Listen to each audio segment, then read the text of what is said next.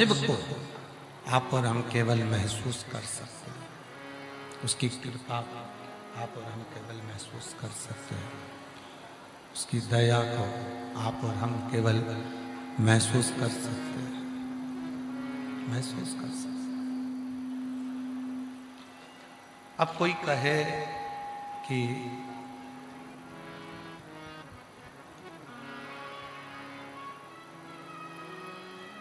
एक लोटा जल आपके और हमारे दुख को मिटा कैसे देता है,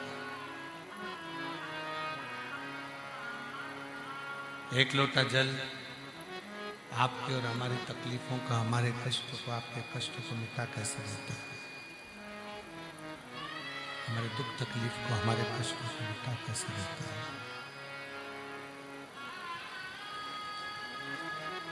तो वो जो कहा जाता है एक लोटा जल सारी समस्या का हल, वो हमारे दुख को, हमारी तकलीफ को, हमारे कष्ट को कैसे मिटा देता है। आप खुद आओ थोड़ा सा और आके खड़े हो यहाँ पर। वो एक लोटा जल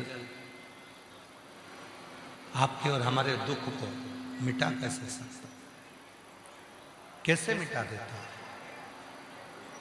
कैसे समाप्त कर देता है। शिव कथा कहती है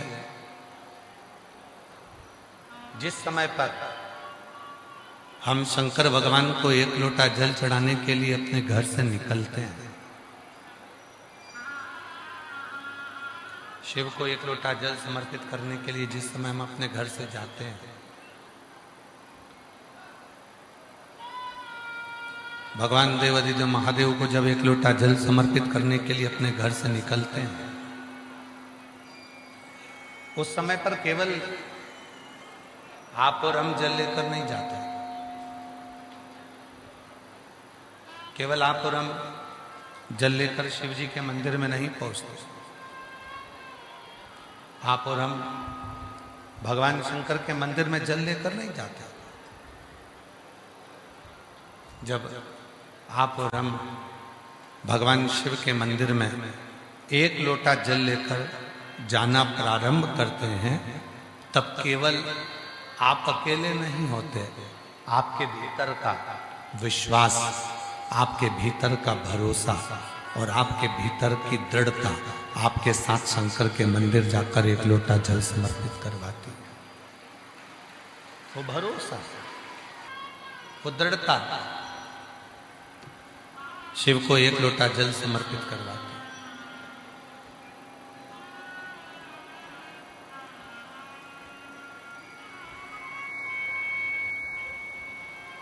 और विश्वास के साथ किया गया यदि कोई कर्म है, भरोसे के साथ किया गया यदि कोई कर्म है,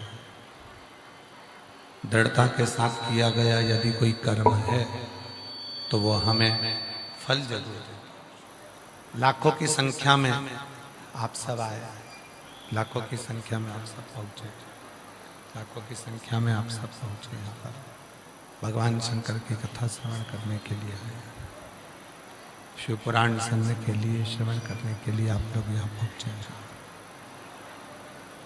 लाखों की संख्या में भगवान शंकर की कथा को श्रवण करने के लिए, भगवान शिव की कथा को सुनने के लिए आप लोग यहाँ, लाखों की संख्या में आप भगवान शंकर की कथा को श्रवण करने के लिए यहाँ पहुंचे।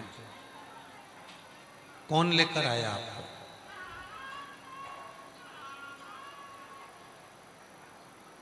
कोई आपको लेकर यहां नहीं पहुंचा,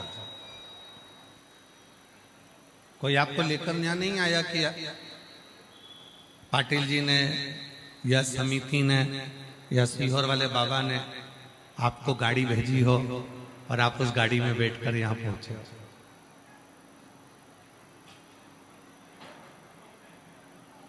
और चलो तो चलो, आप तो आए, साथ में भगवान भोलेनाथ जी ने सबसे पहले गंगा मैया को भी यहां पर भेज दिया।